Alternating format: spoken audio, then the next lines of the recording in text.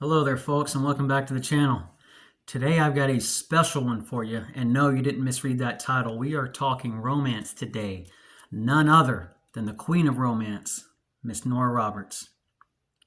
Always thought she was pretty. Miss Nora Roberts, if you're watching this video, I am still single. Okay, poor attempt at humor. Moving on. Love this cover. You know I love graphic design and illustrative art. I mean, this one is pretty simple yet simplistic. We've got the dark green foliage, the pocket watch stuck at midnight. Hint, hint. The big bold gold lettering. And I want to take you back to the first time I saw this book. I was 16 years old, locked away at military school. And in the library one day found myself stumbling down the romance aisle. Well, lo and behold, this book was screaming at me.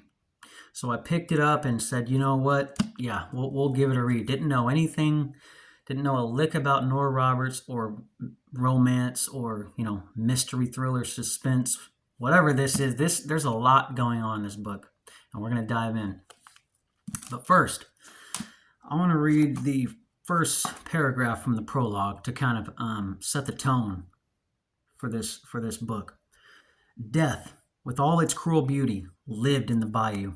Its shadows ran deep, cloaked by them. A whisper in the marsh grass or rushes in the tangled trap of the kudzu meant life or fresh death. Its breath was thick and green, and its eyes gleamed yellow in the dark. Silent as a snake, its river swam a sinuous line, black water under a fat white moon, where the cypress knees broke the surface like bones piercing skin. Through the dark moon-dappled water, the long knobby length of an alligator, carved with barely a ripple. Like a secret, its throat was silent. When it struck, its tail whipping a triumphant slice through the water. When it clamped the unwary muskrat in its killing jaws, the bayou echoed with a single short scream. So, folks, right off the bat, boom, she throws a right hook. Intensity. I mean, mystery. And then that sets you up for, boom, the left hook, which is the first chapter. And trigger warning, folks. It's something terrifying and horrifying and brutal happens in this first chapter. But that event is what sets the tone for this entire book. So without that horrible event, you don't have a story. So just like I said, trigger warning. You've been warned. Brace yourselves. But get past the first chapter, and this is really, really a really good book. I've read it 3 times, listened to it once on audiobook. The audiobook is right here on YouTube for free. Just type in Midnight Bayou audiobook, and voila, like some source of magic, it'll be right there. And it's pretty good. I listened to it recently. Highly recommend. Okay, so moving on. This is, like I said, a horrifying event happens in chapter 1, so that sets the tone. But this is not just set in the modern era. We go back from the old days to modern, because that event that happened took place in the late 1800s at Manet Hall, this huge plantation, this estate, where our main character, our main hunk of the story, our dreamy, manly hunk that every romance novel has, Declan Fitzgerald. He is our hunk. He's a Bostonian lawyer, comes from a wealthy, well-off family in Boston. Well, he hears about Manet Estate. It's now it's the early 2000s, so it's been abandoned and boarded up and whatever. So he gets it for cheap. Says, you know what, I'm going to go down there and renovate it to its former glory. Well, he is in for a surprise, because little does he know that first night at the estate, at Manet Hall, he has a nightmare. He sleepwalks, and he awakens in a part of the house where this horrible event may or may not have taken place.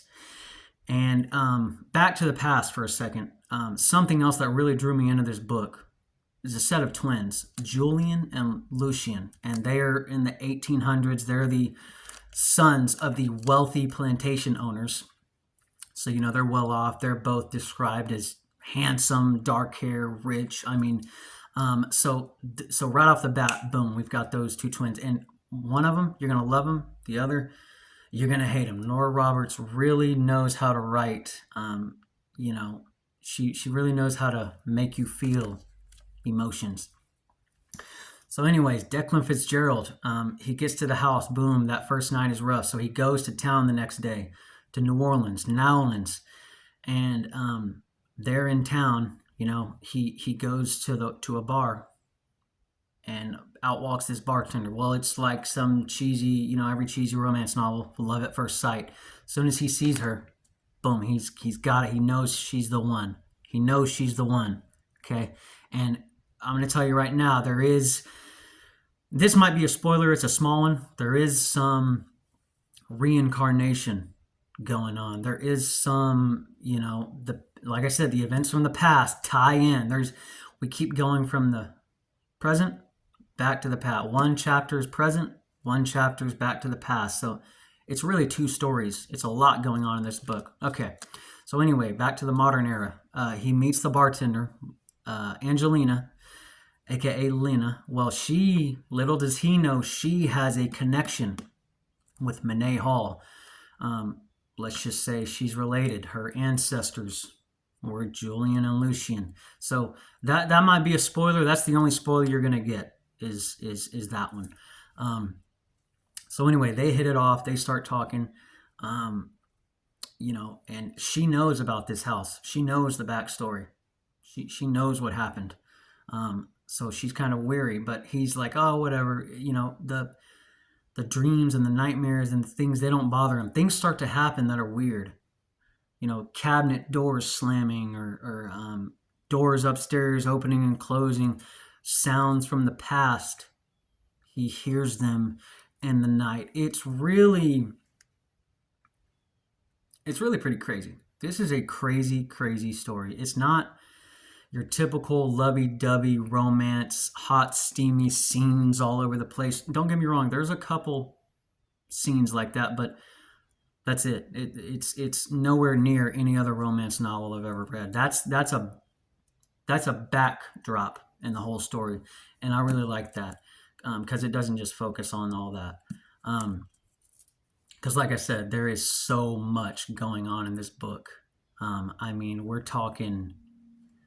This is a story of lies, deceit, betrayal, murder, tragedy, but in the end, it's a story of redemption. And like I said, the reincarnation, Lena and Declan, it was destiny that they come back together. So take that as you will. I'm not big on spoilers, so the only way to find out is read for yourself or listen, like I said, on YouTube, because I can't recommend this book enough. I've recommended this book to several people, a handful, and they've all read it, and they've all said, wow, what a book. So listen to me. I know what I'm talking about. No, I'm just kidding. But they also made this book into a film. Lifetime made it back in 2009, and I watched it. It was okay. Nothing like the book. Nothing. The books are always better. We know that.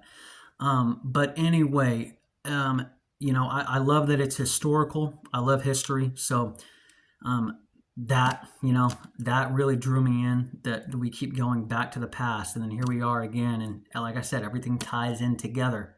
So take with that what you will. This book opened my eyes to the world of romance novels. Like I said, military school, boom. The guys are making fun of me, but I didn't care. And this book, made it.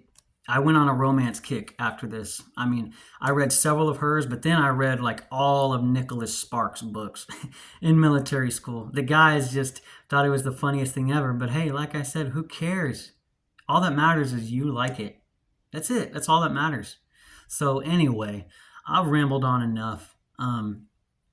if you've read Nora Roberts, leave me some comments. You know, hey, what's something else that's good? I've read a handful, but she's got hundreds of books. So, or if you've read this book, I want to know what you think of it. Let's hear your thoughts in the comments. But anyway, that's enough out of me. Keep reading, like, subscribe, and we'll see you in the next one.